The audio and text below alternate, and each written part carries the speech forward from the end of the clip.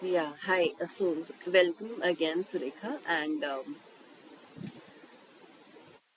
yes, we are here again with another problem solving session for the course of Understanding Ethnography. I am Apeksha and I am a PhD scholar at IDC School of Design, IIT Bombay.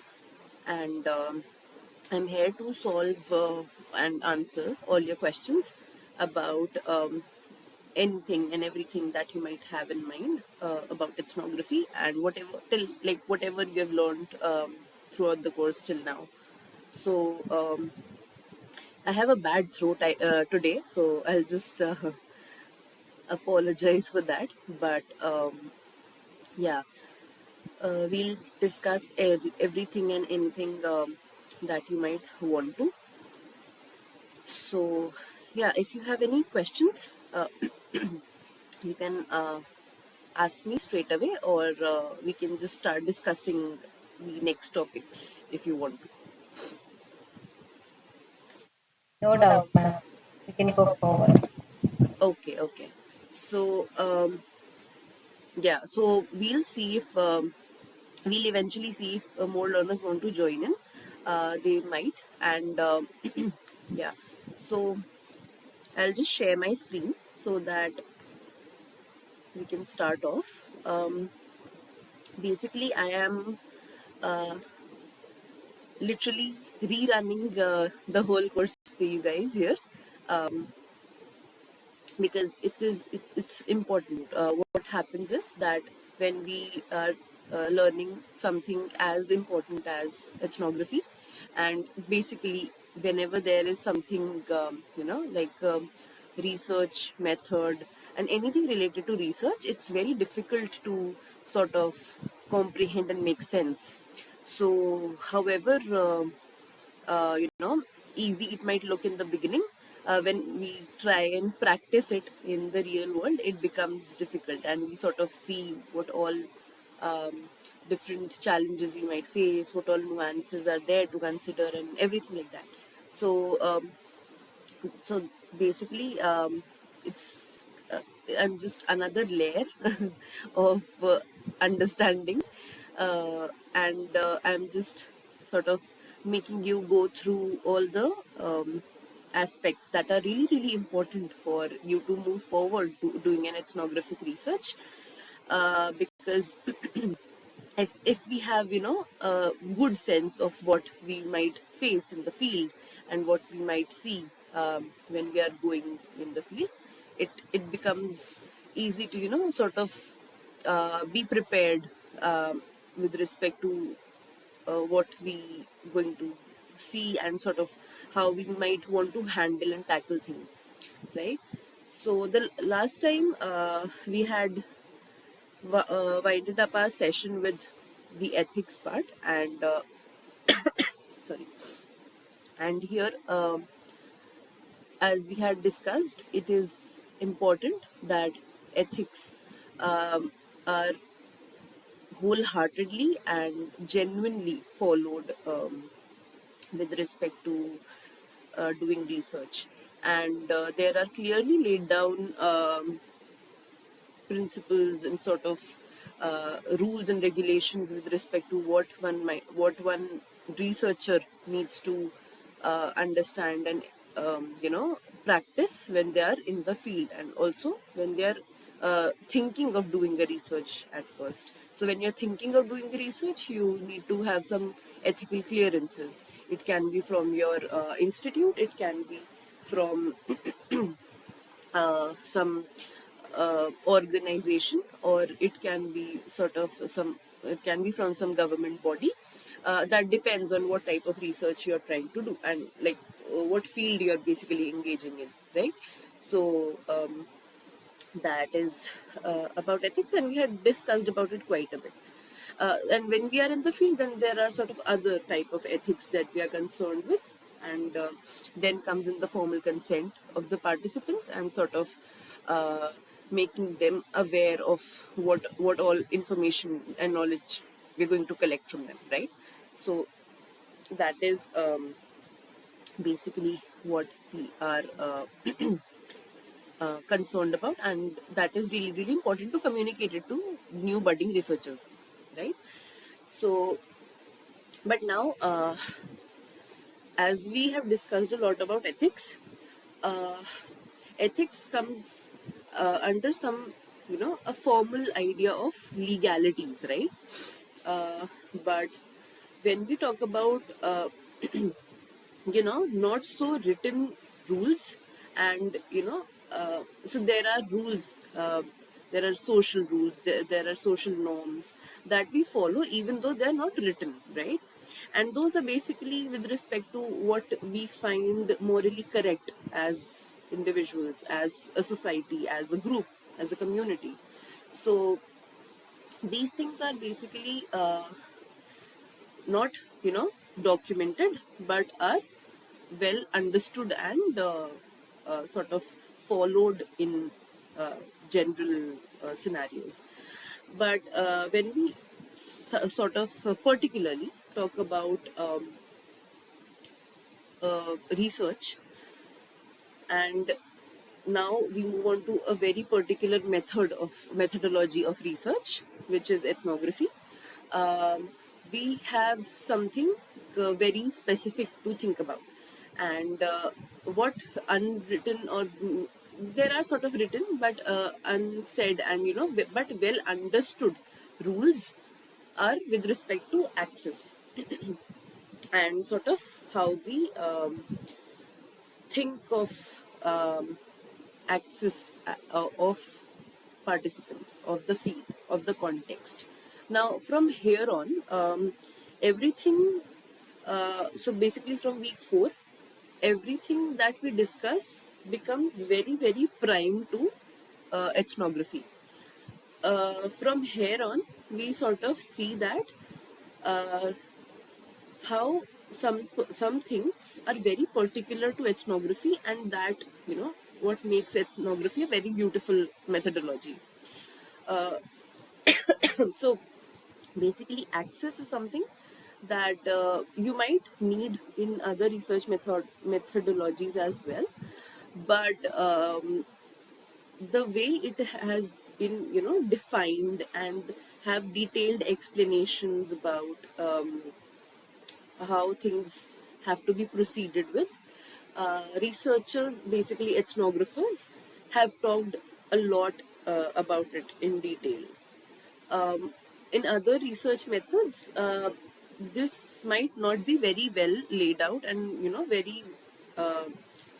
uh, very well talked about, right? They might be just forming a side note kind of a thing in other research methods. But for ethnography, since we have a very, very close connection with the participants, and we have, a direct sort of an impact in their lives, then it is therefore very important for us to understand access as one of the very prime needs, and consider it as a focus, right? As a focus point, basically, I should say. Everything and anything in the study of ethnography will revolve around how we go about accessing our participants, right? Now, for access, as there's this is a very strong set of phrases, I would say, because access is generally confused with consent. So basically, what is consent is somebody's or an individual or a group of individuals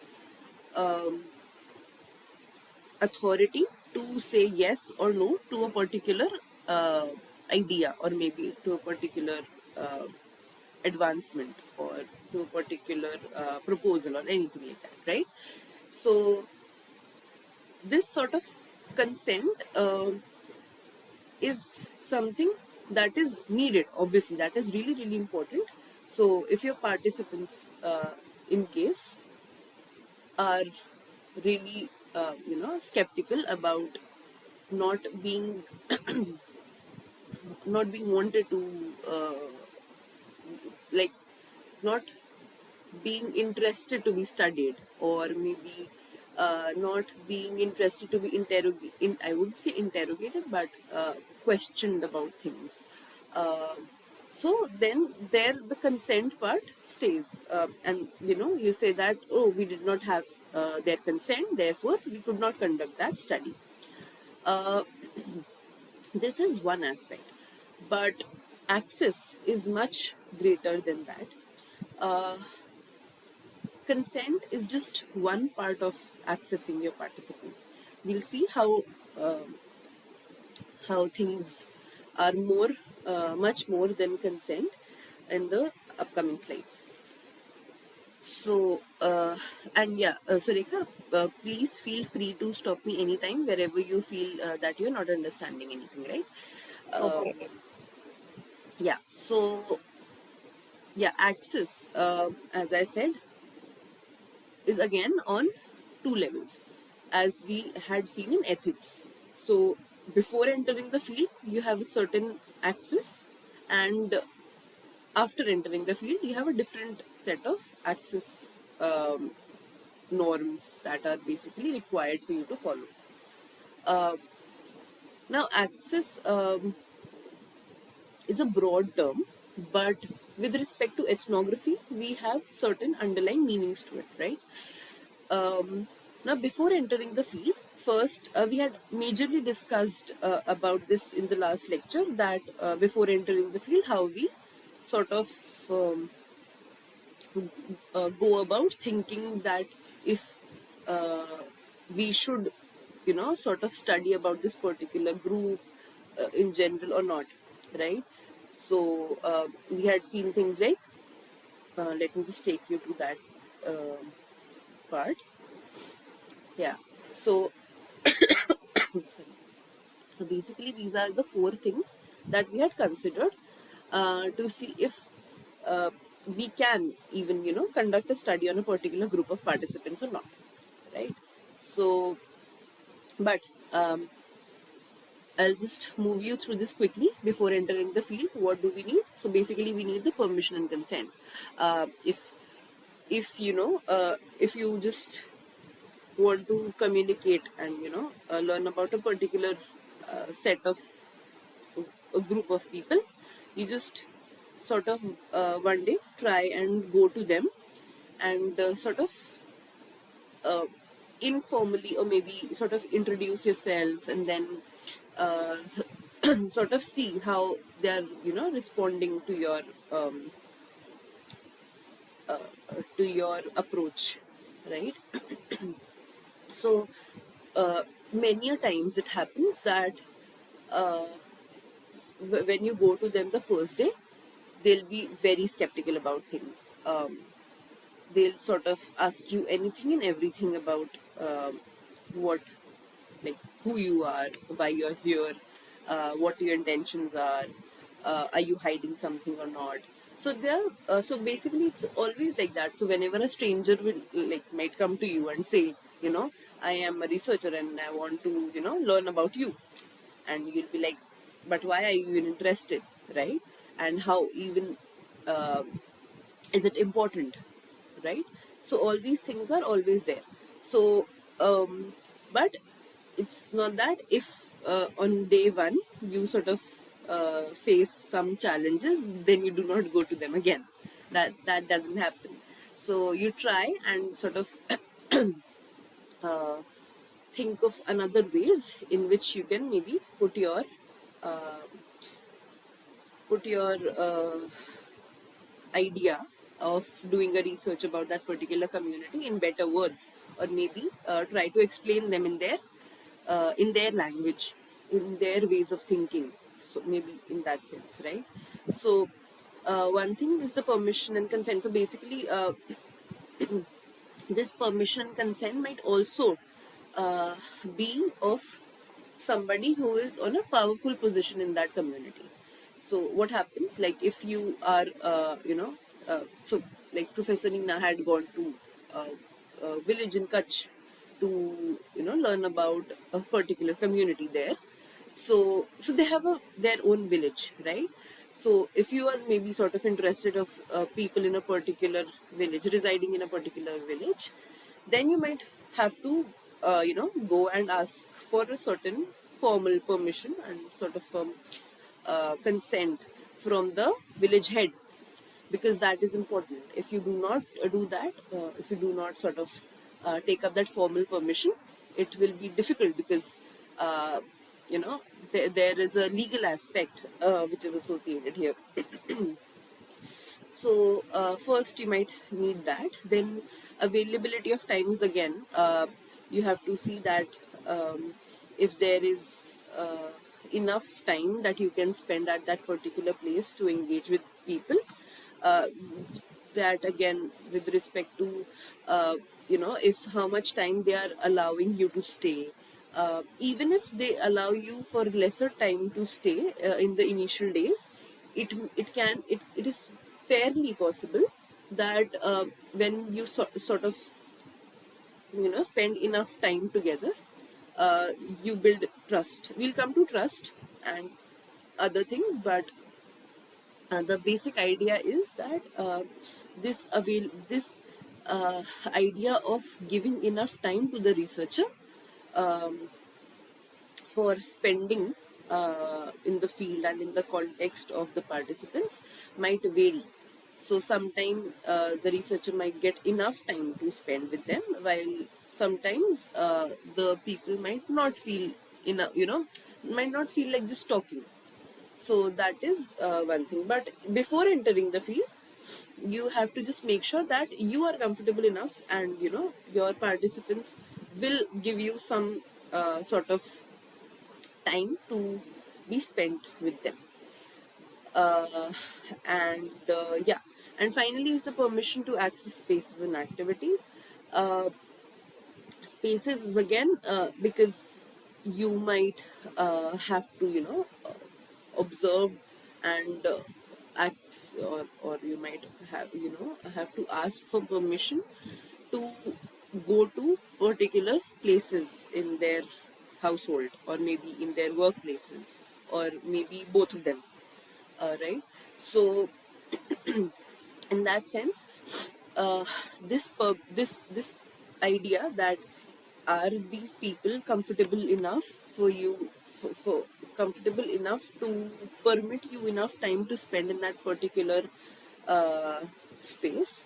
So like if you are interested in learning about women of a particular community, are it's also important to see that if the men of the community are allowing you enough um, uh, time to be spent with the women.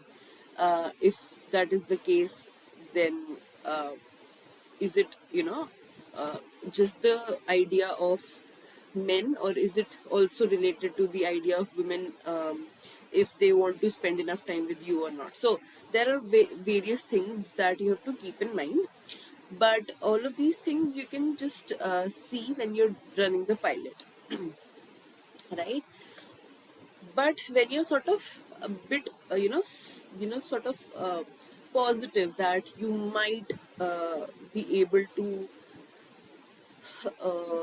have some important conversations in that particular community, then you're good to go. Because every time things will unfold, and you cannot, like, you can never have the exact idea of how things are going to turn out. Will come how your access to the field changes with respect to different time frames, with respect to different particular spaces. So all of these things also matter, and one day you'll have access to a particular place, the other day you might not. So we'll come to that, how these things also change. But yeah, but gaining access after entering the field is important. So if you think you can have some uh, shot at this place, you might just want to start your study, right? So once you are now in the field, now everything after in this course will sort of start from uh, that you are in the field and you're conducting the study now. Before this, we had been talking about all the preparation that we have to do before going to the field. Now we are in the field, right? So here, uh, gaining access after entering the field is fairly more difficult than thinking of accessing before entering the field, right? So, yeah, one thing is uh, now this is a long procedure, um, and ethnography is in general, as you might have had a good sense now, is a long term sort of a commitment. It's very difficult to do an ethnographic project for a limited time frame, or maybe for a particular company, or maybe for a particular organization who have deadlines and project deadlines, right? This is basically because you never know how much time your participants might take to be open to you, right?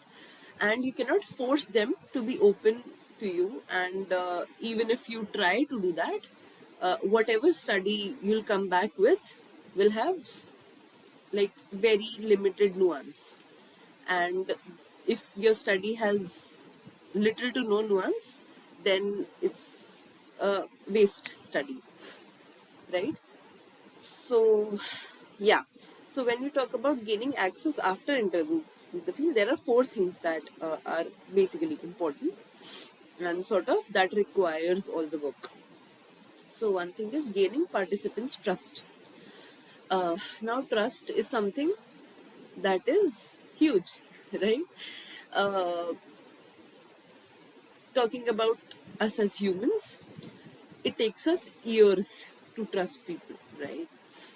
We trust our family because we know them since we are born. We trust our friends only when we have a fair number of years spent with them, and we have known them for quite a fraction of our life, right? And yeah, so we uh, do not trust just any random person who might just come to you and say, "Hey, I want to do a study on your life," right? So, gaining participants' trust is something that looks ironic here, but sort of happens with time. This is again, as I said, is fairly difficult, and it's easy to understand also that you cannot sort of gain people's trust just like that, right? So, but gaining access requires you to have their trust, right? So we'll come to this how to sort of talk about gaining trust, yeah. But yeah, let's just see the other three things as well, and then we can come to them one by one, right? So making them feel comfortable, which is, you know, as good as you can do. So, and it goes without saying. So if you have sort of that personality where you can sort of make people feel comfortable with your presence, and so basically again this will not happen in the first meeting.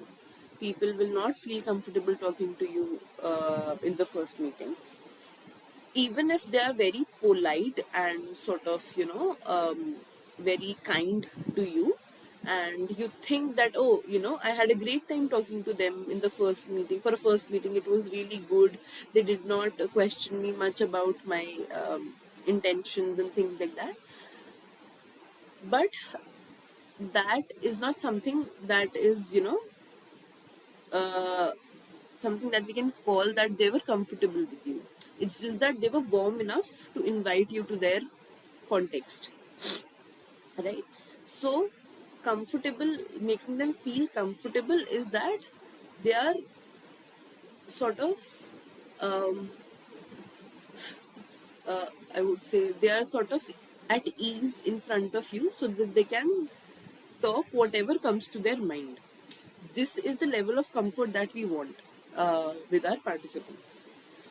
And for this level of comfort, again, the idea of trust needs to be there, right? So everything that we sort of discuss here is interrelated and intertwined, right?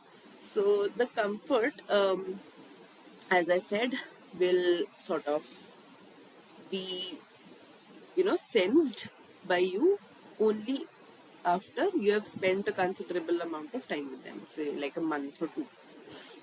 And then you'll see that, oh, now the people have known me well enough, and sort of they are, you know, talking to me just as whatever comes to their mind, right? So they don't have to sort of frame answers in their heads to answer me. So this is what we mean by making them feel comfortable, right? And sharing their thoughts. So as I said, if you have, again, so as you see, all of these things are building onto one another. Without comfort, you cannot sort of build trust. Without sharing, without being, uh, without feeling safe, your participants will not share their thoughts with you, which means they're not comfortable around you, which means they do not trust you yet, right? So all of these things are very, very related and connected. So sharing their thoughts is again something very important, because what happens is, you cannot basically tell if whatever your participants are saying are their own thoughts or not, right? And it's very difficult to actually find out, because what happens is, your participants may be sort of, there are various ways in which they can sort of manipulate uh, the ways in which they answer you, right, about their thoughts. So like for example, uh, if it's sort of a political statement that comes in your conversations, right? And say your participants have spent some time with you, and they have sort of an idea in their head that you might be someone from the background of the ruling the party in the country, right? So whenever they'll have any sort of the political statement conversations, they'll not try and oppose the ruling party idea there. And again, this is just one example. There are various other ways in which people might just not share their thoughts with you. So uh, yeah, so this is something that happens. And apart from sharing something like political thoughts, that is very different, but also in cultural thoughts, religious thoughts, that is also very different. So if you're, say, say you're from a different religion from your participants, they might not at all share their original thoughts about your religion with you, right? Because they might feel that you might be offended, or maybe that might turn into a conflict, or maybe that can end badly. So anything like that can happen, right? So yeah, so it's basically better that uh, we have a sort of a cordial relationship with our participants, and which makes them share their thoughts, uh, which in turn makes them feel comfortable with us, and sort of even eventually trust us, right? So yeah, and the final thing is basically being present in their daily lives is sort of is something that will lead to the first three things, right? So if you're there with them all day, um, sort of understanding everything that they're doing, having a very informal kind of a relationship, sort of, you know, uh, hanging around. We'll come to hanging around, but hanging around with them just like that, and sort of uh, not sort of, intimidating them in any way, then this gaining access becomes an easy part of the process, right?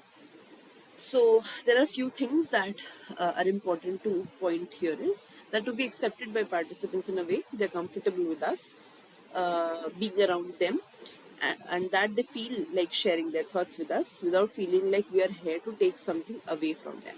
So basically, why we say that we are here to take something away from them is because many a times um, participants have that sense, because which is fair enough for their part, is that they think, what contribution are you as a researcher bringing to them? Because everything uh, that you are doing is for yourself. So basically, you're coming to that particular community, you're asking questions, you're talking to them, and sort of hanging around them in their context and doing everything. You're doing it that you're doing that for your own benefit.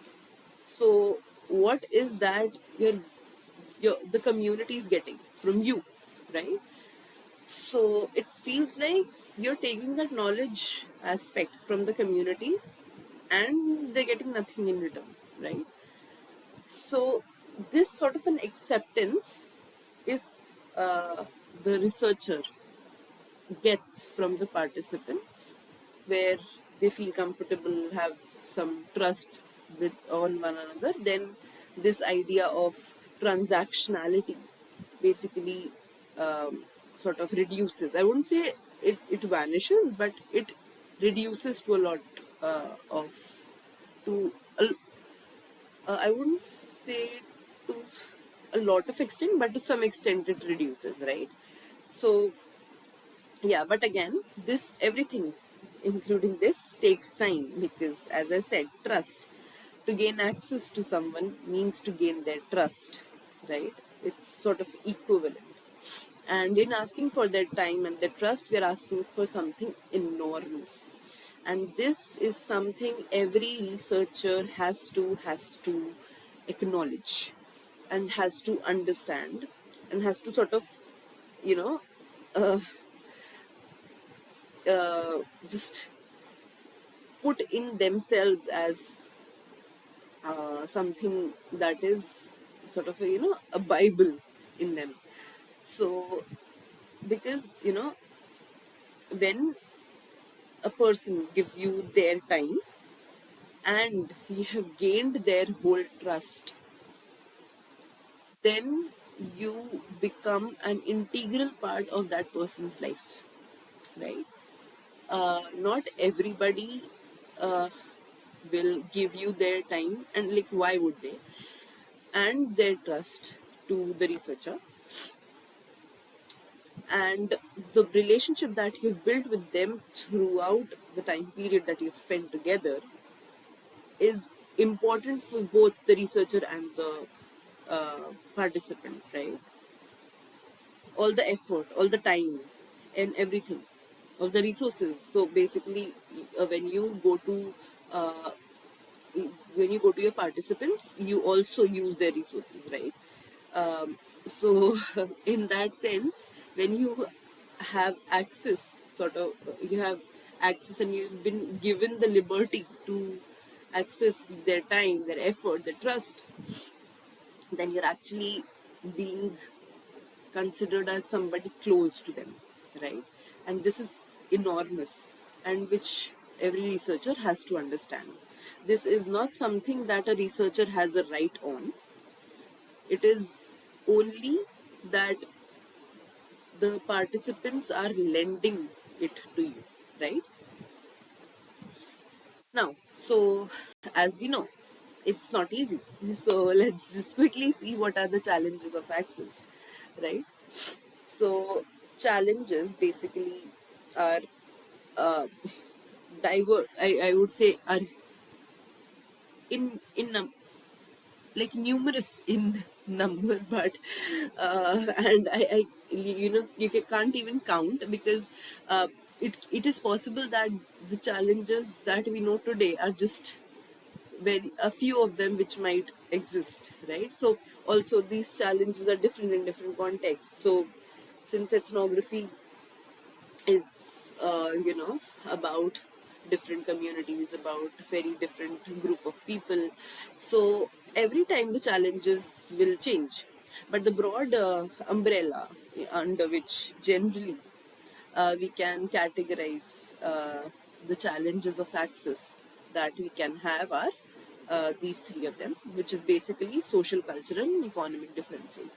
Now, it's it's generally and fairly possible that the researcher is on the higher pedestal with respect to the economic aspect of the of on the economic aspect with respect to the participants, basically, right? So here one thing is that when there's a sort of a class difference, then it's clear that it will be difficult for people to share thoughts with respect to money, right? Also with respect to anything, because your background is very different, and you might have seen sort of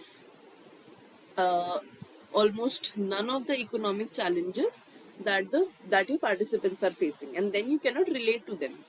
Since you cannot relate to their challenges and hardships, their struggles, you do not understand them, right? So apart from economic, there are a very 99.9% chance that there are social and cultural differences, obviously. Because generally what happens is ethnographers are interested to know about social segments and cultural communities which are not known enough, right? About whom people had not sort of cared enough, right? So these things, even though the idea of the researcher is novel and sort of it's sort of in a good intention, but this poses challenges because since you do not know the cultural and social aspects of their community, it it sort of becomes something like your participants are treating you as a kid in their community and sort of teaching you everything about their social and cultural presence, right? This is exactly how they might teach their kid about their social and cultural identities. They try and communicate things that in the same sense to you, right? So, but then again, the idea of comfort and sort of trust will have to be there when there's this social, cultural, and economic uh, difference, right? Uh, th- it's the researcher's duty to sort of make sure that these differences do not seem like burden, and sort of they do not seem like a space between you and the participants. So yeah, and but if this is the much broader umbrella, but underneath that the differences in even beliefs, values, and identity. We had discussed a lot about identity in the last lectures as well, but yeah, but the differences in beliefs, values is something which is sort of even if you are from the same social segment, you might, and let's say you are um, uh, more or less on the same economic um, level, then even then the beliefs and values that you hold will certainly be very different from one another, right? So again, these beliefs and values is something that the researcher needs to be very open to learn about, right? And this sort of identity, they have to be of the participants, they have to uh, be very conscious and sort of very open to understand about them, right? Finally, is the mistrust of the researcher. Mistrust is something that you might have sort of seen in a very easy language. We say that whenever there's a stranger, we cannot just bring them home, right? Even if somebody says that they are researchers, because generally ethnographers go in a team, right? I will come to the team of researchers and things, but yeah. Um, so generally, when ethnographers go in a team, you cannot, sort of bring a whole set of people who you know nothing about to your home, right? So in that sense, even if they have the permission from some authority, from the government or anybody like that, or maybe from the village head, so that is the mistrust which is going to be there in the initial phases, and that the researcher has to sort of bridge anyhow in whatever ways. But we'll see how we go about it. Uh, so not just this, we now are sort of moving towards layers in which the researcher is seen by the participants. Now, till now, before this, we had been all talking about how the how we see, so how we want to study particular set of participants, how we want to know seek knowledge from a particular group, and what are we interested to know about and everything like that. But now we're trying to put ourselves in the participants shoes and sort of see that, because that is something which will help us understand their points of view, right? So basically, when we say that how the participants see us, we should know where it starts from. So the participant behaviors towards us is almost always determined by their perception of us, and this perception, which is the first thing that comes to somebody's mind when you see some stranger, is about the appearance.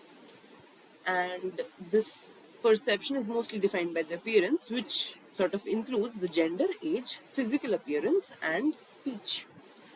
So one thing is clear that like when you are sort of uh, maybe you're a male researcher and you're interested to know about a female section in a particular community, like let's say of a particular village, who is involved in some sort of small scale business, like let's say you want to learn about women of Rajasthan, of a particular community, who are involved in a small business of making papad, right? So excuse me. So yeah, so since you're a male, it will be difficult for them to invite you to their context, because uh, they'll be comfortable with having a female. But even though they allow you to access their spaces, come to your home or whatever, but the idea is not just accessing spaces, the idea is also learning about them. So when your participants, even though they are generous enough to invite you to their places, uh, they might not be comfortable with a male researcher asking about certain questions.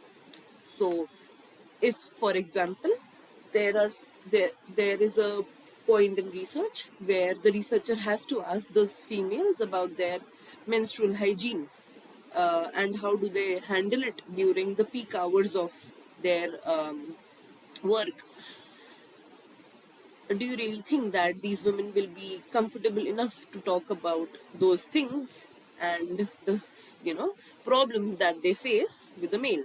And even if they do, let's be on the most positive side, and even if they do, would the male researcher be uh, you know mindful enough to understand the nuances of what they're saying? Because since the male participant had never undergone a menstrual cycle, they would never understand the type of situations and the type of challenges the women might face on those hard days in working in the peak hours, in in the heat, and in such problematic situations during that period in time. uh, so the nuance, the underlying meanings that we've been talking about, that we want to seek from an ethnography, would not at all reflect here, right? So yeah, so the challenge here is again the gender, age. As you might um, have seen, there was an example where a ethnographer wanted to learn about the youth population uh, of a particular city in US. And since he was a a senior researcher and ethnographer and old enough, he had constituted a team of youth researchers uh, to access the participants for him.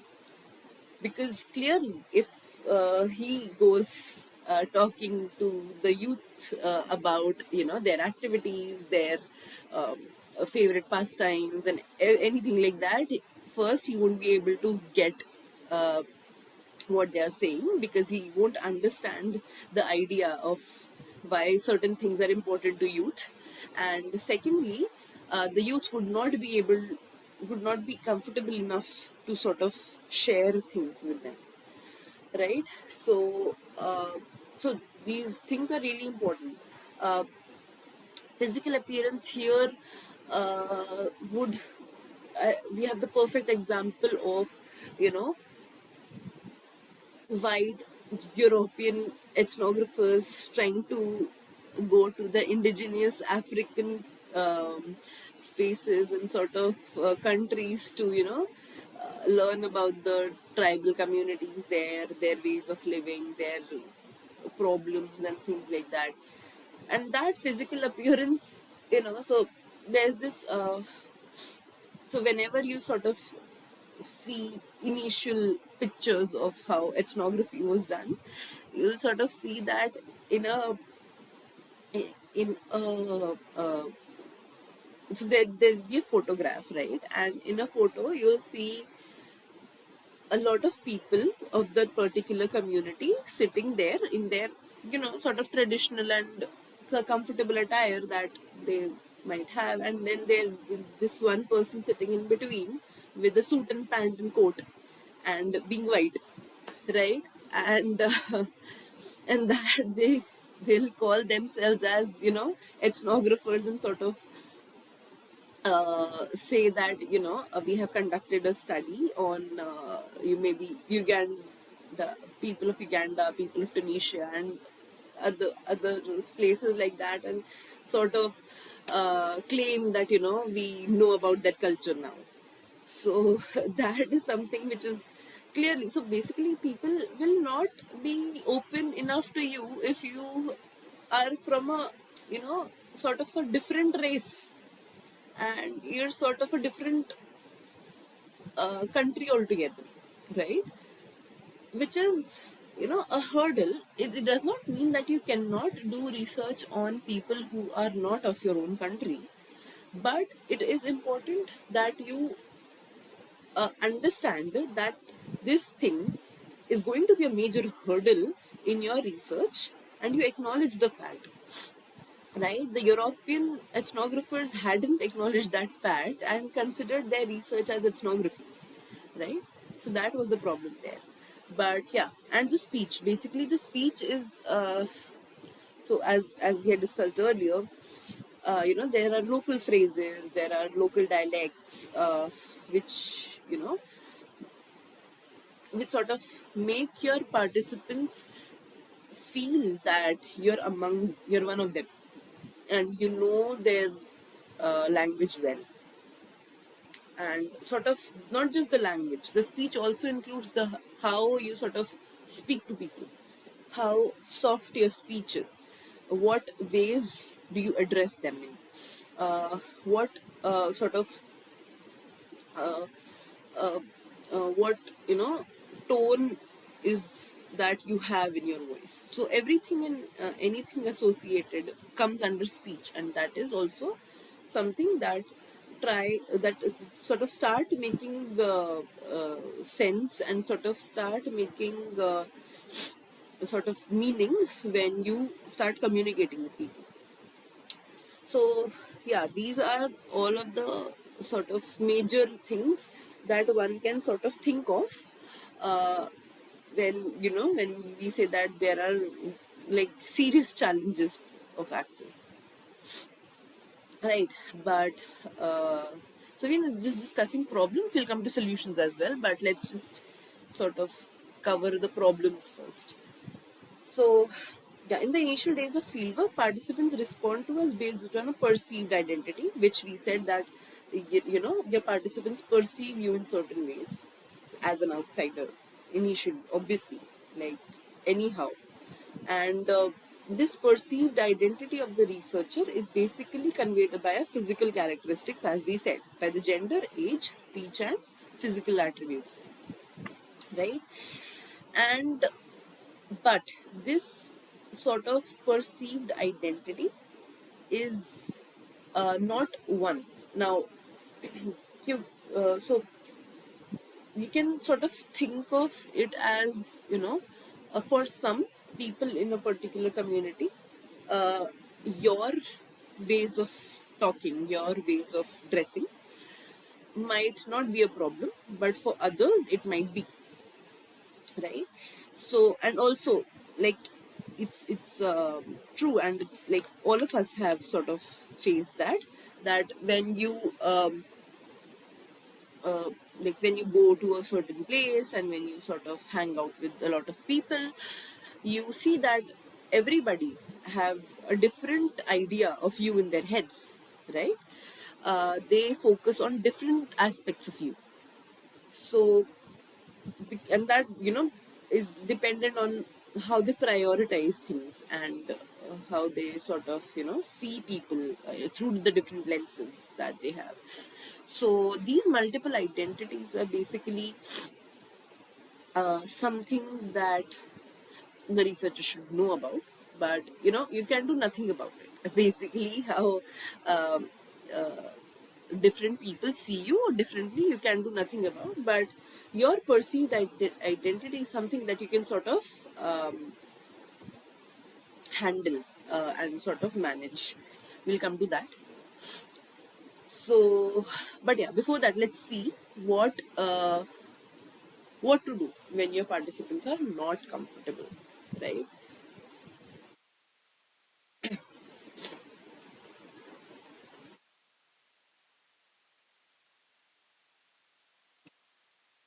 Yeah. So there are basically different ways of finding that if your participants are comfortable or not. Uh, Generally, uh, there are ways in which you can sense talking to people if they are comfortable talking to you or not, right? And you generally don't need a lot of thinking in that, right? But but it's really important in ethnography because whatever you say and sort of whatever you ask people, all your all the answers to your questions and all the ideas of whatever your participants are conveying to you are dependent on uh, if they are comfortable or not. And since, as I said, you might not be able to find if they are sharing their original thoughts with you or not. So therefore, so just being sure enough that they are comfortable enough, you look for some uh, clues. So one thing is hesitation or unease to the participants. So like if if you start talking about a particular thing, right, and like maybe a particular uh, topic, right? It could be something related to the traditional uh, practices of the community, right? If you think that they are sort of, telling you a few things, like maybe they just start off with telling you that, oh, it generally happens, everybody does that in our community, it's nothing much, there's nothing more to share about it, uh, I don't think it'll matter, and everything like that.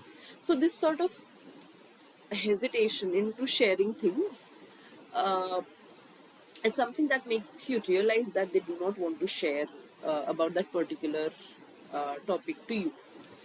Now, if that thing is really, really important to your research, you might just want to, you know, drop that topic for a few days or maybe for a certain time period. And when you think it's, comfortable enough to put that topic again into picture, then you might just sort of do that, right? And if you think that, okay, your research is not really dependent on that particular thing, then you might just want to let it go, right? But but you need to look for such signs of unease and hesitation whenever you are talking to your participants and sort of they tell you something, right? So the other thing is that participants may either resent or feel overwhelmed by our presence. Um, so now this is basically like really upfront, uh, and you don't really have to, look for any details when you sort of understand that, oh, people are, not comfortable with your overall presence in their particular space. So sorry. So here then you may want to sort of see that, you know uh, if you're making any person of the community uncomfortable by your presence, so it's not that, that it's, a lot. So it might happen that you are going to a particular uh, community and you're talking to a lot of people, right? And mostly most of them are okay with your presence there. They're talking, they're sort of sharing things with you and everything. But there are certain, or maybe like three, four people who do not sort of find it, uh, you know, find it good enough, or maybe find it comfortable uh, of you being there. So then you cannot ignore that fact, basically. And then you sort of have to see that basically what is the idea that, you know is making them feel that way. Now, yeah, so basically there's an example that Professor Nina gives here, not here but later, but it feels apt to put it here as well, because, it's something which is clear. So she had gone to, to a bakery owner in Goa, and she had wanted to sort of, learn about the traditional ways of baking the pav, right? Um, and it's really famous, right? So so she really wanted to sort of see that how it is done and what is the whole procedure and things like that. She wanted to learn about the nuances. So so basically it was that the manager was okay with her presence there, but the the workers around them, uh, basically who were actually in the process of making pao, uh, had found her presence to be threatening, because they thought that she might, just steal that whole idea of, of being, of, this. So there's this, traditional ways of doing things, and if somebody takes it from you and sort of uh, gives it to a, multinational company, then that becomes sort of a very bad a version of it, and they fast track the whole process and sort of compete with the traditional, I would say, businesses. So she found out that it was the problem that the workers weren't sort of uh, open and comfortable for of her presence there. So therefore it's something that the, it's a good ethnographers try to see, and sort of they're really concerned about things like that, right?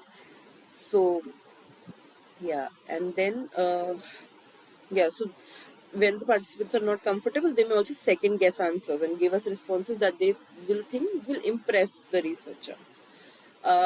So now, as I said, these uh, there's this economic and sort of social, disparities among the researcher and the participants. So therefore, people will generally think that, maybe the researcher is here to sort of uh, you know collect knowledge from them and sort of represent them on a greater level, and therefore they'll sort of talk everything nice about their culture, their ways of living and everything like that, so that nothing wrong, or maybe sort of nothing bad goes to the public, right? So in that respect, this idea of impressing the researcher also sort of stays with the participants sometimes. And then, which is again, this is a very shallow research, if things happens like things happen in that sense, right? So, and otherwise, like when we say that, uh, people do not share their thoughts very openly, and they might uh, hide certain factors and just, you know give half of the information, or maybe just half of the uh, things that they have in their head, then they might just be thinking of avoiding any sort of confrontation. So, uh, as I said, if basically if the researcher and the participants are of different religions, if they belong to different political ideas, then sort of becomes really difficult for, you know the researchers to gain that trust from their participants, and then that you know then that becomes a really difficult hurdle to cross. So all of these things, if you sort of find in your participants and sort of feel that, okay, like one of these things sort of I think exist here, then you might want to change your way of approaching your participants. So one thing is, which is really really important here, is that depending on how they relate to our identity as researchers' identity, they may reveal certain things to us and conceal others. So we had talked about this earlier as well, that uh, if so what happens if people doing a PhD are, going for ethnographic studies.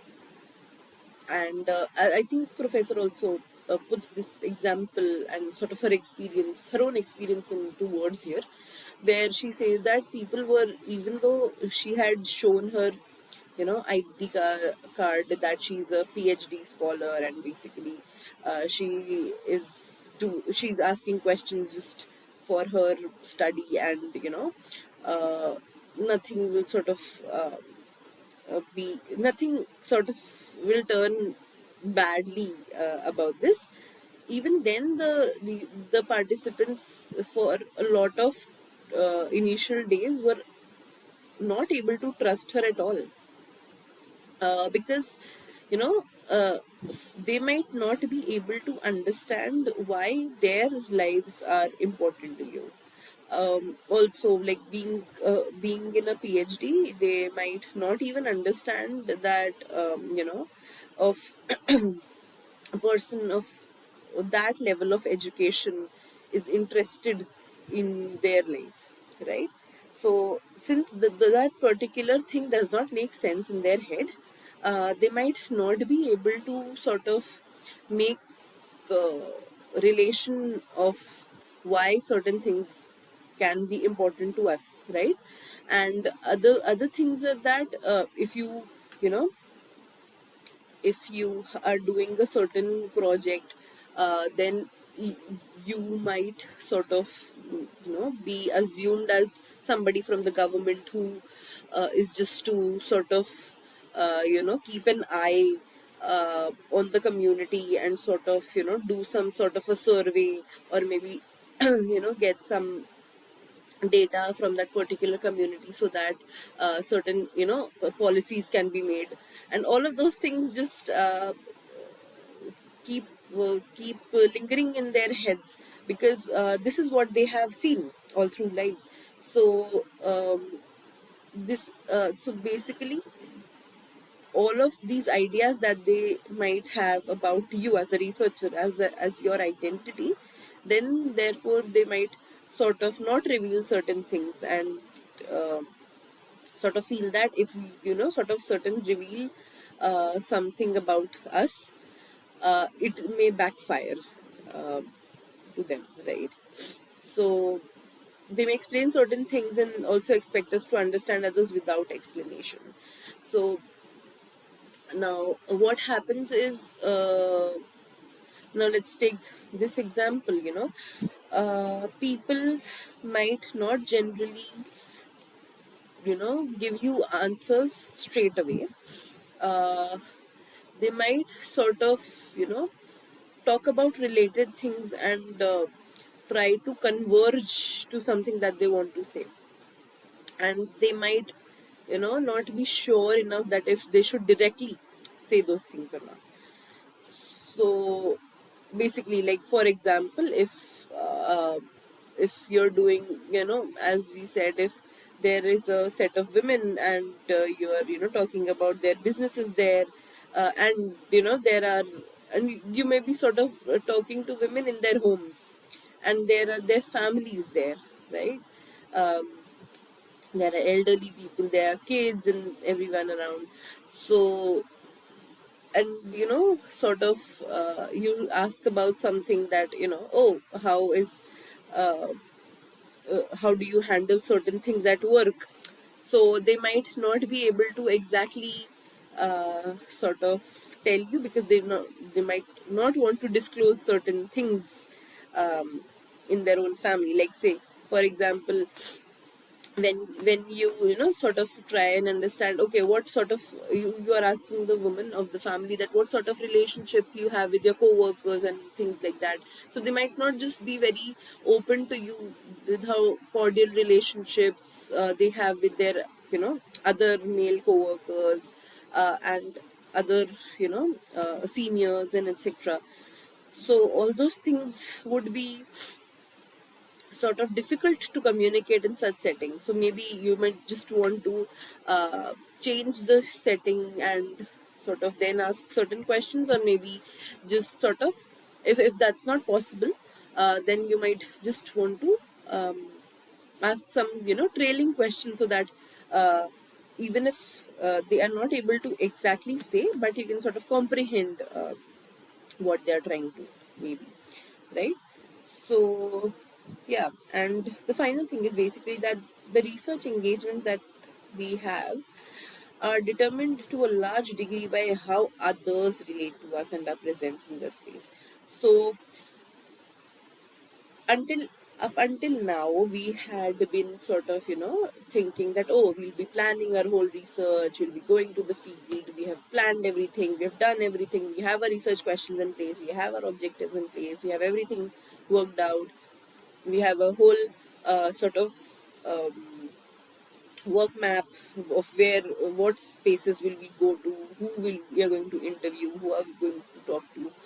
But but eventually, the only driving factor of the whole research that is important and that drives the whole research is that how your participants respond to you and how they react to your presence in the space. So if they do not, and if they do not have sort of, if they do not feel comfortable around you, if they do not sort of um, share enough and proper uh, details about their things with you, then whatever planning and pre-planning that you have done for your research goes to waste, right? So everything, and like the most part of it, of how the research uh, will go, basically the ethnographic research will go, is dependent on how your participants think about you and your presence. So now let's come to the solutions. So we had uh, talked a lot about challenges and everything, but now slowly we are moving towards how do we do this, you know, all this. How do we clear all this mess? How do we sort of uh, address these issues? And what, as researchers, can we do, right? So yeah. So one thing is that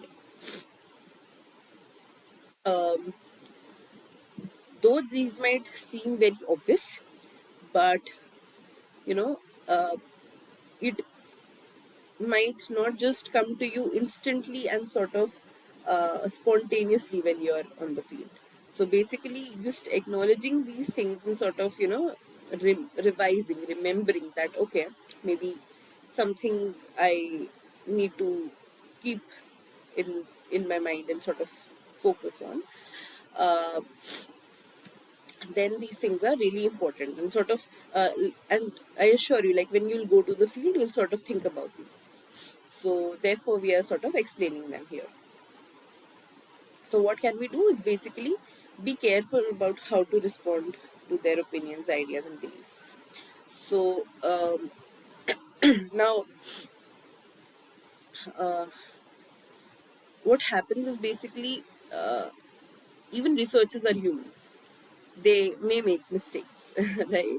And they might also react to certain situations. It's not that uh, it's just the participants who we are taking into consideration and sort of you know working around, but it's important for sort of us to understand that even researchers have certain ideas of their own. They have their own perceptions about things, they have their own views about certain topics, and when these things get challenged, then it hurts, you know and because and it generally gets challenged because what happens is, whatever notions you've had of a particular idea of about a particular community, uh, these things will generally be broken down in front of you. You'll see that there are uh, the things that you assumed to be in a certain way exist very differently, right? And these things also sort of I would say will have a very strong impact on the researcher. It's not easy to, get your views, ideas challenged. So, in that sense, basically, we really just want the researchers to remember about all this is that uh, it's a very it's a very uh, you know patience laden job. So what, because we are there to just listen to the participants and sort of interact with them in a sense that we can get the most out of their minds. uh, so here the idea is not just about taking everything, but it's also about sharing knowledge. It's not just grasping all the knowledge from them, but it's also sort of um, making sense out of if their ways of thinking, of why they think in certain ways, etc. So that is what I'm trying to say, is that we need to be careful about how we respond to opinions, ideas, and beliefs, because like, let's say for example, uh, we had say been talking about maybe a community of people in a particular state of India, where they might be, where they might find it very auspicious to kill an animal and, serve its meat to the deity.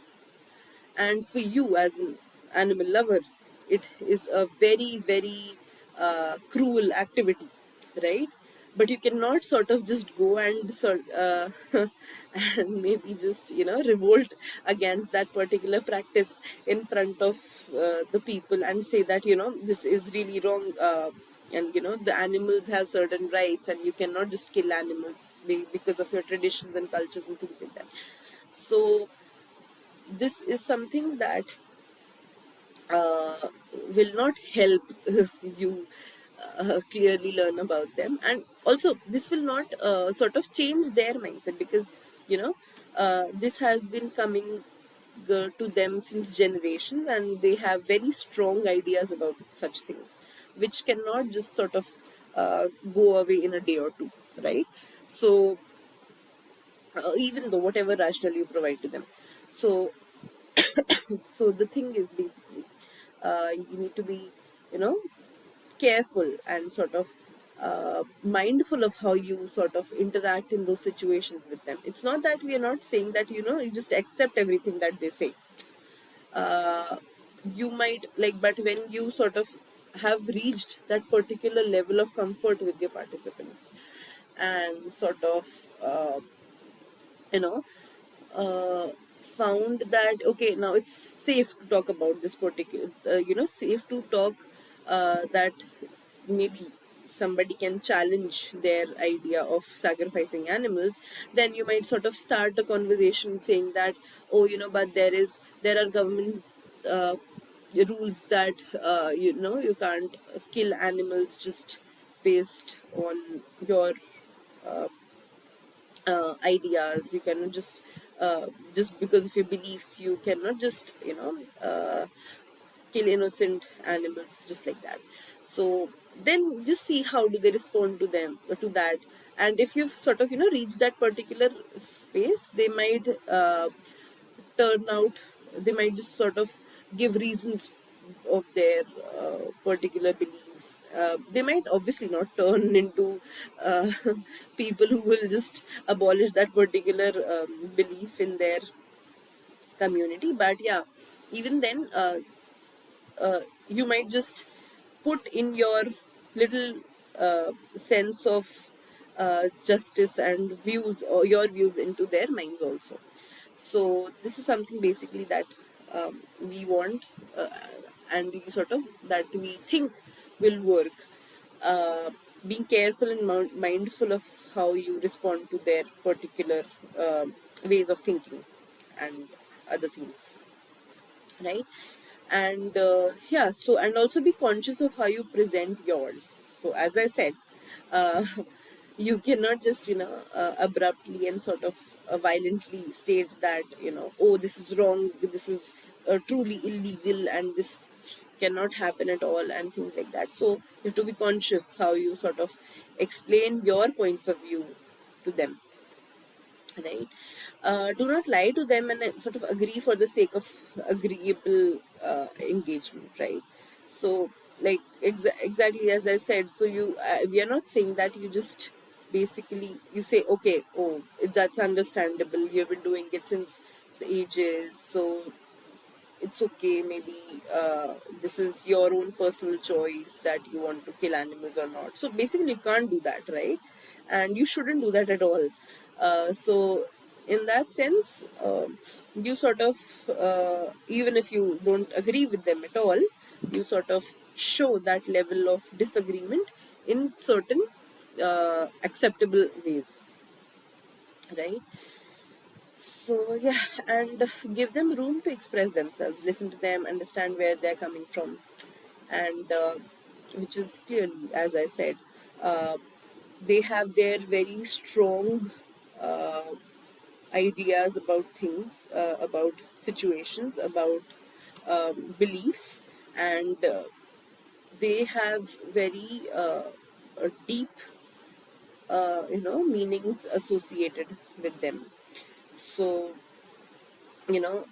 basically serving certain meat to the deity will sort of uh, make they might believe that it will make the deity happy, and therefore the deity will make the village prosperous, and then businesses will flourish, and sort of other things will happen, and all the sorrows will go away or whatever. So all those things are there, and they have not been sort of created in just in the last few weeks, or maybe months. It has been there since generations. So we need to understand that as well. uh, yeah. So next is that we sort of what happens basically when uh, we see some sort of problems and confrontations, so things like that. So basically it's like same topic may reveal different things to different researchers because of who they are. One thing is that basically uh, this is more of how one particular study of ethnography, basically on the same set of participants, in the same context, on this I had also like uh, shared this and sort of repeated this times and again, that even if your set of participants is the same, your your context is also the same, the places that you visit is the same, even then the if two different researchers are sort of accessing those, they'll have different learnings from them, right? And it also pushes us to consider how we may access different aspects of our participants' lives and various phenomena in their worlds, right? So, yeah, now the why basically that happens is because the way we prioritize certain information, certain knowledge as important is different for us, because we would want to, learn more about different aspects because we consider those aspects as important, right? So we'll come to this when we see how we'll overcome these challenges, and sort of in the next slide as well. But how do we do it? So basically, how do we minimize things like these? So one thing is basically we rely ourselves on the existing knowledge. Uh,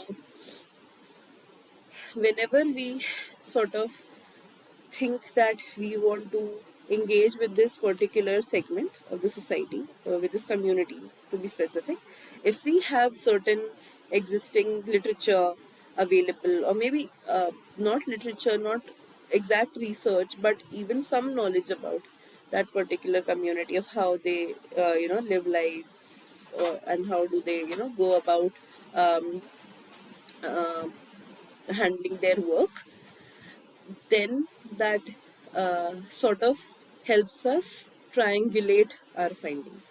So what triangulation means is that you're not just dependent on one source of information.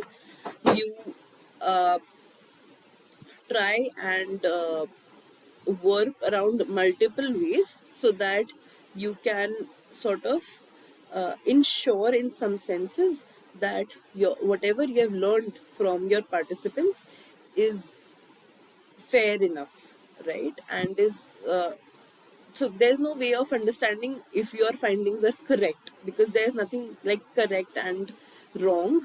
It's basically dependent on how you see things in qualitative research. There's nothing like black and white as right and wrong. uh, so basically, it's in other research methods, it might sort of feel that closer to correctness and closer to reality, but in qualitative research it doesn't work that way. So it's just that from existing knowledge and sort of from previous work of researchers, you sort of understand that okay, whatever you might have been thinking of uh, that particular aspect of the community, you are maybe sort of going in a similar direction that way, right? um, and you might find different things altogether, which is not wrong basically. Just that if you find something similar, then it sort of builds uh, a base for your research. Next is diverse participants. So if your set uh, of participants includes just one particular section, so we had discussed it earlier as well, it's also that generally in ethnography, and basically because we are concerned with a lot with beliefs, opinions, views, ideas, so these are generally very different with respect to even what we might consider as a homogeneous group of people. But in the diverse participants, what we mean here is that uh, they're basically different ideas should sort of come into picture. It's not that we are sort of barring a certain uh, idea completely because it doesn't match our research question, or maybe it doesn't sort of align to our research, right? So basically that is what we mean when we say it's that diverse participants is something that is important. And finally, we have something that we should always, and if possible, conduct the ethnographic study and go to the field in a team. And the team needs to be a diverse team of researchers, because, as we said, every researcher will have a very different take on what they see on the field. Some researchers may access some participants based on things they share in common. So as we said that in the slide where we talked about the perception of the researcher in the minds of the participants, how do we sort of bridge this, is that we have uh, you know set of different members in our team, obviously different genders, uh, and sort of someone who maybe is a bit uh, comfortable with respect to how they can talk to the participants, right? We also have another way in which we can do that, but the thing is that some researchers may sort of share some kind of commonness with the participants, and you might not be able to do it. So therefore that it's important that if you know, and it becomes much more facilitating, because then they are able to sort of express themselves clearly, and you know, then it's easier, and also the process of, you know, making the participants feel comfortable becomes a bit faster also. Right? So like basically in my experience, whenever since I am not originally from Mumbai, so I don't know Marathi, but whenever I sort of have to go to interview any participants in any study that I am conducting, I always take someone who knows and understands Marathi like very well. This is because people in Mumbai generally have no issues talking in Hindi. They are very fluent in Hindi as well. But whenever we are sort of, you know, trying to understand the original ideas that the people might have of their own, uh, they are sort of lost in translating those things from Marathi to Hindi, because you also think in your own mother tongue, right? Uh, I might just think in Hindi and then sort of convert it into English right here. And in that, a lot of things might just fade away. Uh, Translation is a very tedious process. It might lose a lot of meaning also, right? So the exact sense that the person, you know, the natural way in which they would converse is lost while they translate their ideas from Marathi to Hindi. So therefore, I always take my friends and my fellow researchers to uh, to the field with me, so that they can sort of converse uh, with them in Marathi if they are comfortable. Uh, yeah, and basically when it so Mumbai is fine, but when it's sort of a different area where you know, where there's not a very urban place, it's a suburban place, then the people might just not really want to talk to you in Hindi, right? So that is something that is very you know, important, and sort of very important to consider basically for a researcher in their study, right? Yeah. Now quickly let's move to overcoming all these challenges. We have discussed a few things how we can sort of cover them, but yeah, let's just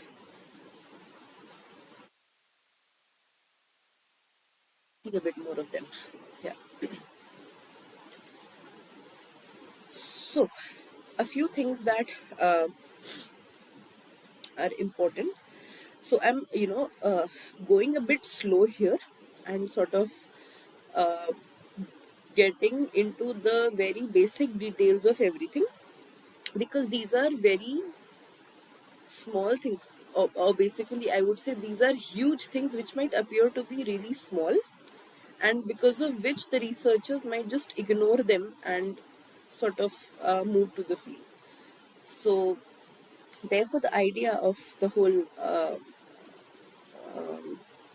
of the whole course in general is that when you sort of are understanding ethnography, you understand the very basic details of it, which are important. On the face of it, these might look very easy and simple, but when you sort of, you know, translate these things to the field, it's really important, and it's really difficult to do, to actually practice this, right? Uh, there are no basically important technicalities in ethnography and basically in qualitative research that are, you know, sort of important, which, you know, which we might say that, oh, you know, you carry certain equipment with you, you carry certain tools with you which are important, and then, you know, sort of make certain sketches, sort of click certain photographs in this particular format, and then or maybe uh, when you're done with the study, then sort of put things in a particular frame rate, so that it becomes a nice narrative for people to see. We're not just interested in those technicalities. we'll we are sort of interested in the qualitative aspect of why, if those things are important, and why those things are important, and if not, why they are not, right?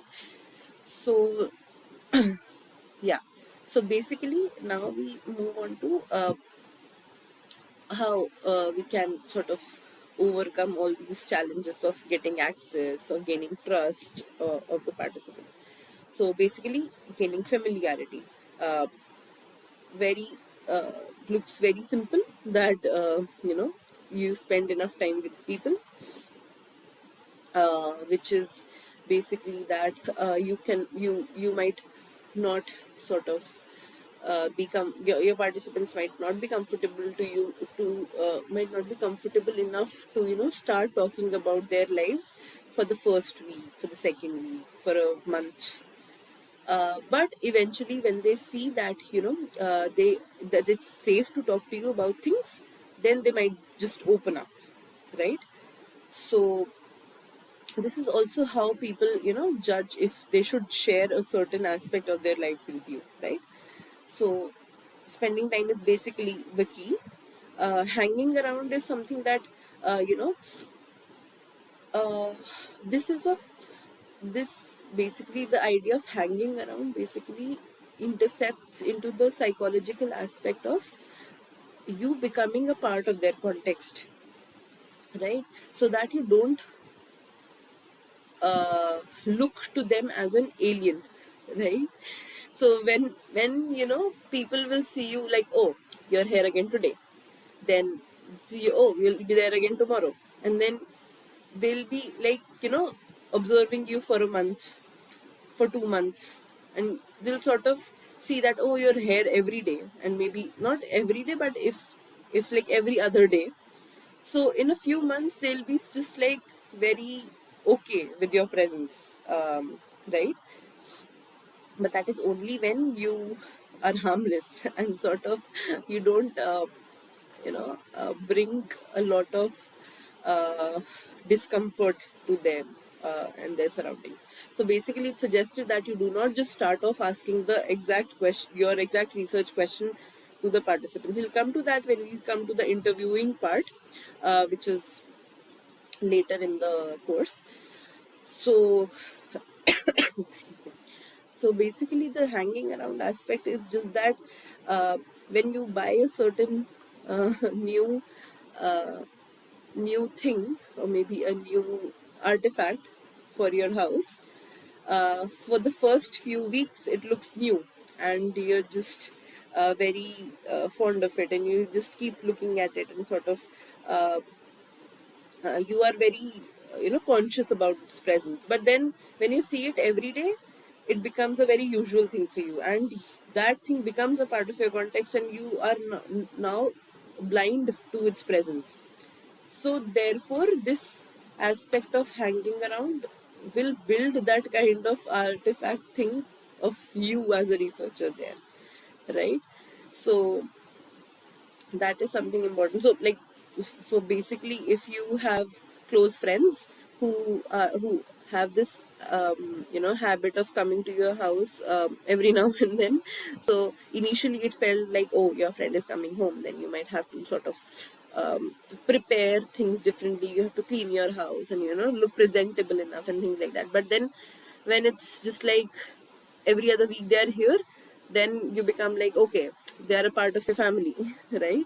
So you have to reach that level at as a researcher, so that you sort of you sort of become that you reach closer to that idea of being a fly on the wall, right? If you remember that metaphor. So that is something what we mean by hanging around, right? Sharing common spaces is something which is clear that you are very comfortable with wherever they are living. You are, so basically, it's when I say you make the participants comfortable.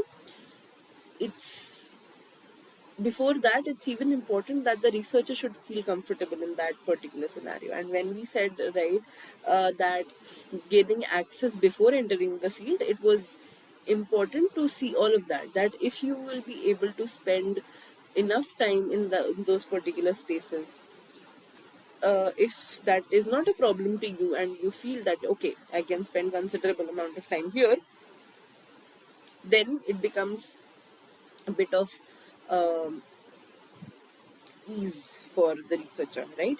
So yeah, if you uh, are comfortable with sharing the spaces, and then your participants, you make yourself comfortable, and then you sort of make your participants comfortable with your presence, then this idea of sharing common spaces will work, right?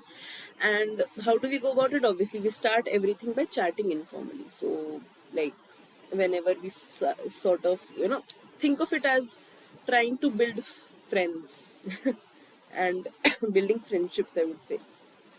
So, making new friends, building friendships is uh, is an effort in some sense, but then it happens. You don't really have to put in a lot of effort after that, right? So clearly, when you sort of so the initial part of this is always difficult, and when the familiarity part is in progress, then it's difficult. Then after that, it becomes easy, right? So obviously, like, chatting about in general things, uh, sharing about yourself, asking your participants to share about themselves, just having in general talks about cricket, weather, or maybe anything that might interest you, that might interest your participants, or anything like that, about food, about just anything. So all of these things will help you gain some level of confidence, uh, of basically your participants gaining some confidence in you. Basically, that is what I'm trying to say. And yeah, common topics, as I said, so that basically all these chatting and all the informal talks can happen on something that you both are interested in, right? So yeah, but building trust begins with hanging around and becoming a familiar face. So I had like uh, discussed in a very detailed sense of what hanging around would mean. And it is serious work and requires time, effort, and thought. Clearly, you might have understood by now, and it sort of uh, it might have become quite clear that it is not at all easy, and it's not a cakewalk. It requires a really, really great deal of work, time, effort, and exactly a good level of conscious thinking, right? Now, so let's just talk about this new person in picture. It's a new character in our story, and it's called the key participant. Uh, Key participants are very, very important um, aspects of an ethnographic study, and they are very well known as researchers' ally. Uh, this is basically because uh, these are members of the context, basically. So whatever community and sort of whatever group of people you're interested to learn about, these people are from that particular community itself, right? So like in movies, you might have seen that whenever somebody comes from outside uh, to a particular village in India, they have this one person who, sort of takes them around and tells them everything about the place, sort of uh, guides them, and also helps them with everything around them. That is a different level of touristy aspect that is associated to it, but key participants are very helpful in that sense. I would like to just bring that sort of comparison. So just that to make things clearer in head, right? So these people are from this particular community that you're interested to learn about, and they help us navigate its complexity. So what happens is that whenever uh, you sort of see something very strange that you might have not expected to see in a particular community, and because you don't have the same background, so you then might not be able to make meaning out of it. You might not be able to make, you might be facing difficulties to make sense out of it, right? So these people will sort of give you some insight on how this thing is, important for that particular community, how it started, maybe if they are, very sort of thorough with the information, with the knowledge enough, and they'll give you a lot of deeper understanding of what you might be seeing in the context, right? They may guide us on whom to engage with, basically, introduce us to others, and vouch for us. So basically, uh, it's sort of something that since you might be very new to the whole space, to the, first the geographical space, to the social space also, and you might not, you know where to start from, because you can't just go to a house and just knock the door and say that, oh, hey, hi, I want to um, conduct a study on your community and things like that, right? So you need a particular way in which you can sort of start off your uh, process of getting to know people, right? So here, they'll sort of tell you that, maybe just let's just start with someone who is social enough, right?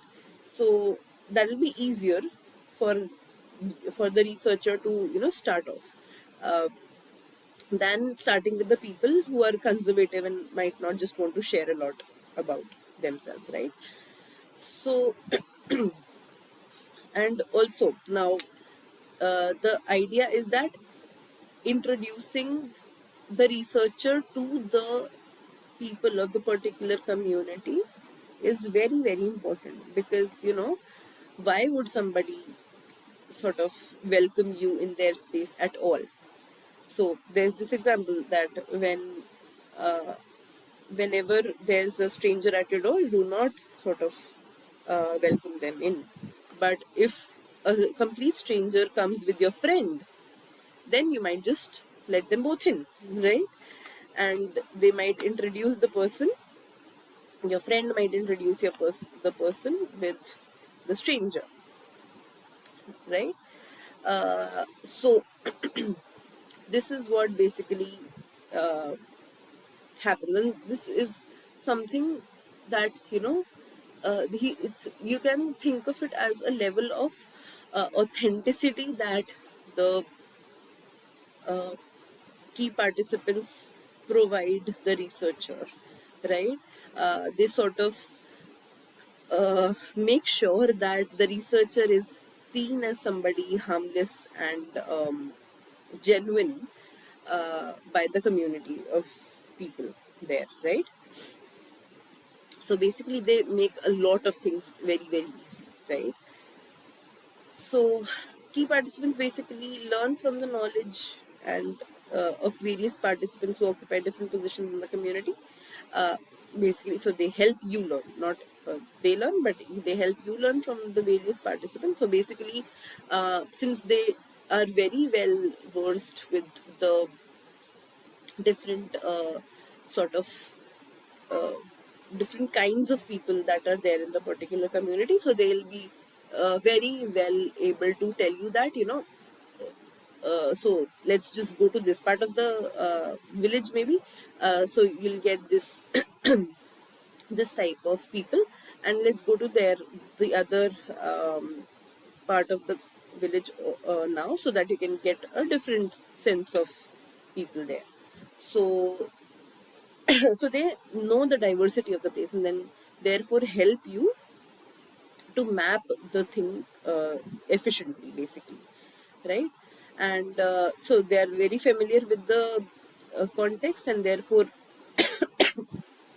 sorry, so they are very familiar with the context, and therefore, they sort of tell you that, where it will be comfortable for people to talk to you. So they might tell you that, if you go to their homes, it might not be very feasible to talk to them, but if you might just initially meet them in some public place, then it will be, yeah, sort of casual and nice to start with, right?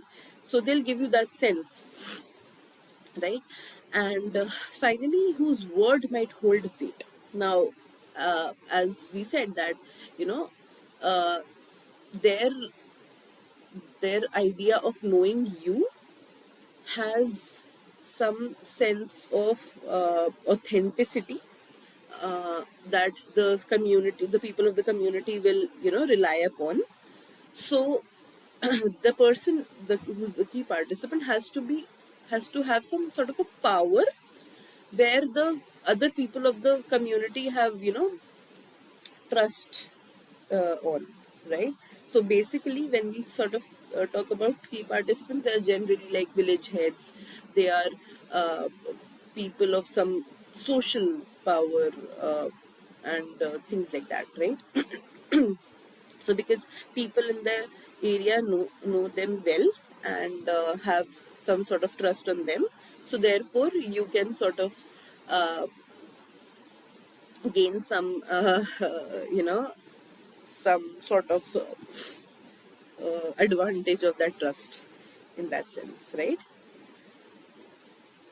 So they, as we said, they help in understanding the context, accessing different participants, entering inaccessible spaces. This is really important, because what happens is, uh, as we said, spaces like some traditionally valuable space might not be accessible to just a random person, like the researcher who nobody knows about, and maybe, some workspace of women where they work. So all of these things might not be very, accessible to just anybody, right? So this is basically uh, very important when the key participant, the trust that people have on key participants translates to the researcher, and then they are provided access to these spaces. It's not 100% surety that the researcher will get access to these spaces, but, there's some chances that are enhanced with respect to key participants and their uh, impact, right? And interpreting observations. So this is really important. So, like, basically, what happens is, uh, you might have sort of observed something, and in the I would say, you might have observed something from the community, and while you have spent enough time with them, and you have been sort of made some sort of your own sense of how do they perform it, why, and when you've talked to different people, you might have just sort of made your own sense of how things have happened, and how people do it, why do they believe in certain things, etc. But if you do not sort of, uh, share this with a key participant, with your key participant, it might be possible that you might not be getting the whole idea about it. You might be missing certain aspects. So the key participants will therefore help you to, build a whole picture out of what you have observed, right? And give sort of rationale to why people behave in a certain manner, why they might have, responded to your questions in a certain way, and etc. All of those things. So they give sort of a meaning to your observations in some senses, right? So key participants are very, very important.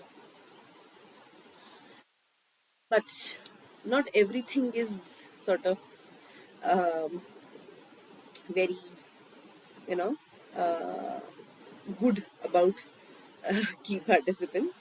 So, excuse me. So, what happens is, since one thing is that it is, since on one side important that you have a person who has some power in the cultural aspect, in the social aspect, in the political aspect also sometimes, uh, of the community, it might not be the case that they know very well about their uh, context. uh, this is also possible that the people uh, whom you're sort of basically trying to engage with are not very sort of uh, you know are not very might not have a very cordial relationship with the key participant that you might have chosen, right? Because they have a sense of power over the others, right?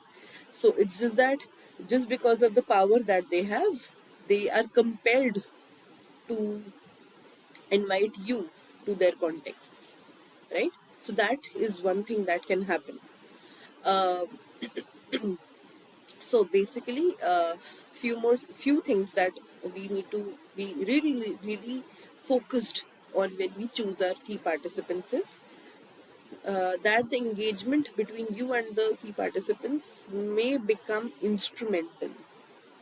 So basically, it can be that the people who are like, let's take one example. So there's a village head, there's a sarpanch, and he or she uh, is ready to sort of help you, and they sort of ask you that, okay, I'll be helping you accessing the whole community, but what will I get in return, right?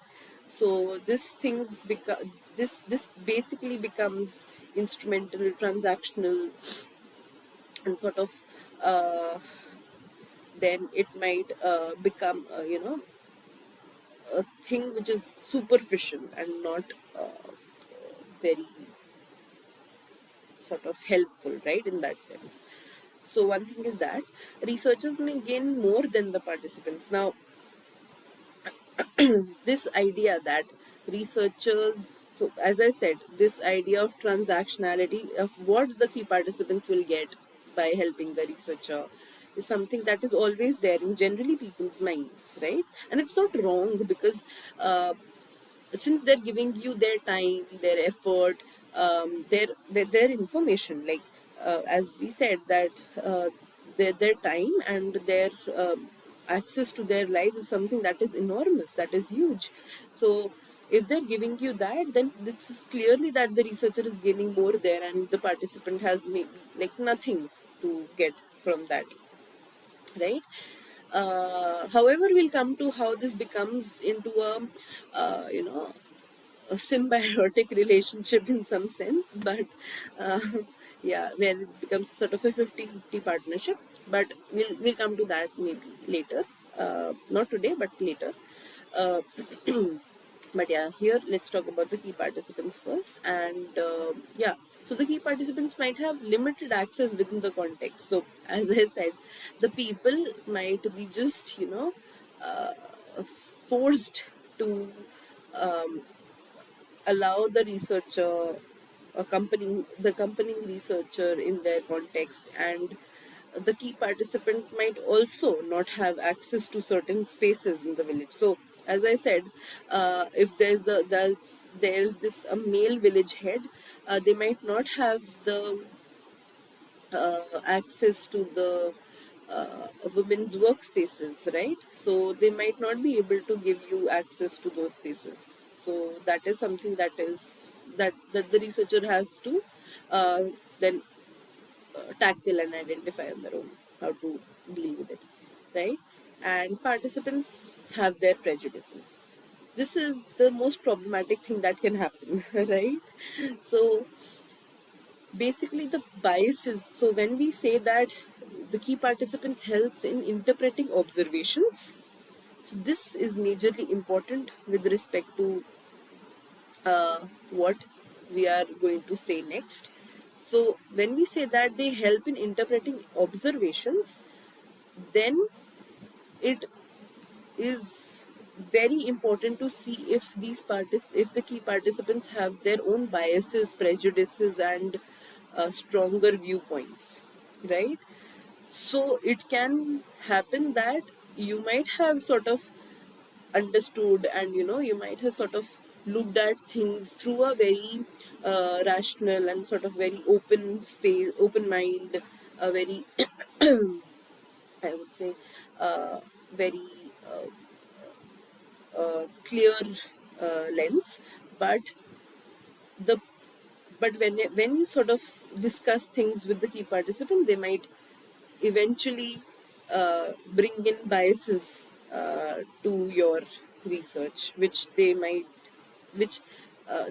have in their own heads, right? So basically, there's this example of the very famous Indian ethnographer M.N. Srinivas, who actually had, a difficulty with respect to the key participant, because he had a key participant who belonged to a very high caste Hindu Brahmin family, and the other people in the villages included like all sort of people, like belonging to different classes, belonging to different castes, from lower castes, from you know other different religion as well, so everything. But but the idea is that he did not let Srinivas to actually access people with lower caste um, and their homes at all, right? Because he said that he sort of uh, put it that way, that it was not necessary to go and access their lives at all. So this is what challenges might these type of challenges might come up when um, you're working with key participants. So it's not that, so just that these key participants also sometimes function as gatekeepers who hold a particular position of power in the context, as I said, because they sort of determine what which people you can have access to, which people you can talk to, which people you can spend time with. So all of these things is something, if you have a key participant, then that is something that you'll have to follow according to them, which is a bit problematic. Not a bit, but a lot problematic, right? Excuse me. And the important part is they can also enable and block our access to various parts of the context. As I said, he did not let the ethnographer to actually go to the context of the lower castes at all. So that is something that we also need to see. And finally, is let's just wind up our discussion after this, is that the thing that we now sort of basically learn out of all what we have seen today is that to trust us, participants need to rationalize our presence in their world. They need to sort of make it clear in their head that it's okay to have you in their surroundings, in their lives. And we need to present ourselves in a manner that clearly conveys our role and intent. And therefore, there should be nothing that we should hide from them, so that they can trust us with respect to what they see, right? And when they'll sort of find it safe enough that they can express themselves with us and sort of clearly communicate their concerns with us, then it becomes, uh, very efficient and very valuable to sort of conduct the study and then you know put your learnings into place and then put the knowledge that you've gained from them into some sort of narrative, right? We'll come to what other things and other researchers have faced in this aspect in the next session. If you have any questions, Surekha, we can discuss them. And yeah, I am done with whatever I just wanted to say today.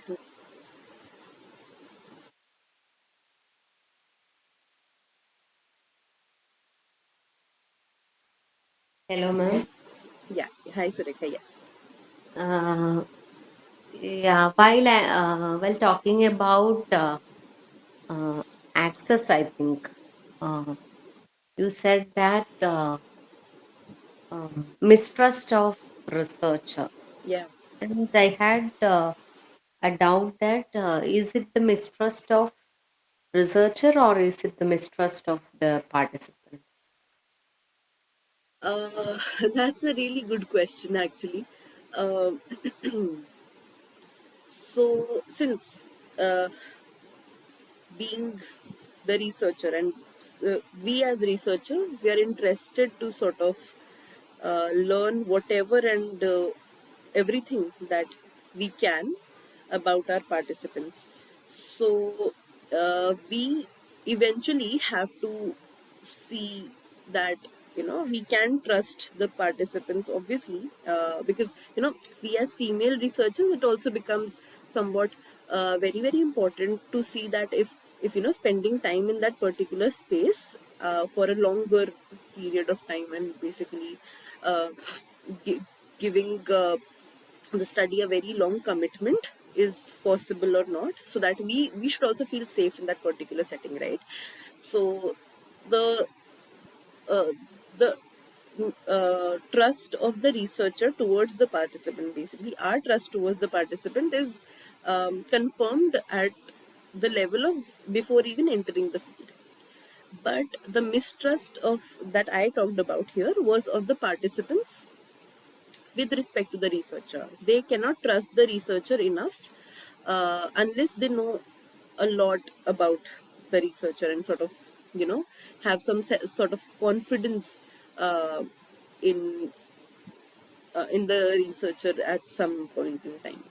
So, so that I was saying that with respect to building trust, it requires very, very, I would say, a long period of time and a sort of a lot of effort, a lot of work uh, on the part of the researcher to gain that trust of the participants. So the mistrust that happens on the field is basically of the participants uh, with respect to the researcher. Uh, did, did I make it clear? Yeah, sure, ma'am. Okay.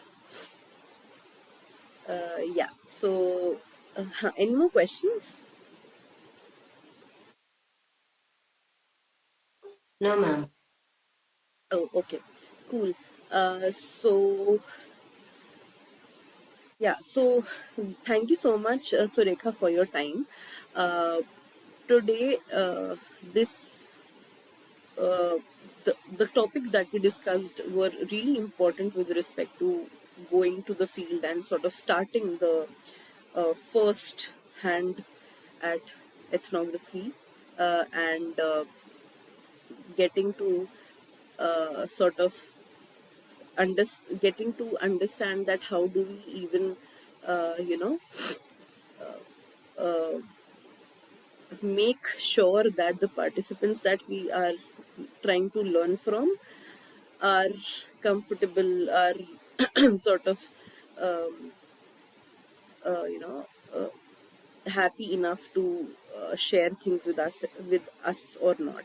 So all of these things we need to think of and keep in mind. But since we have covered it now, I think it'll like stay with you for a long period of time, because things like these, which are enlightening enough and sort of you know which we think are simple but have very deep meanings, stay with us for a long period of time. So I think this shall really help you, and also us. It has been helping us. It's there's nothing which we can say that we have achieved a level where we know how to sort of gain trust of participants. It's always difficult. It's always new. There are always newer experiences where we see that there are challenges in gaining trust of participants. So all of them are but beautiful experiences to encounter and to experience. So yeah, we'll move forward from this in the next session on next Saturday, and the same time, 3 to 5 p.m. And yeah, so any question that you might have with respect to whatever we have discussed till now, or any questions with respect to anything, we can discuss. Thank you so much for joining in again, and it's always lovely talking to you and answering your questions.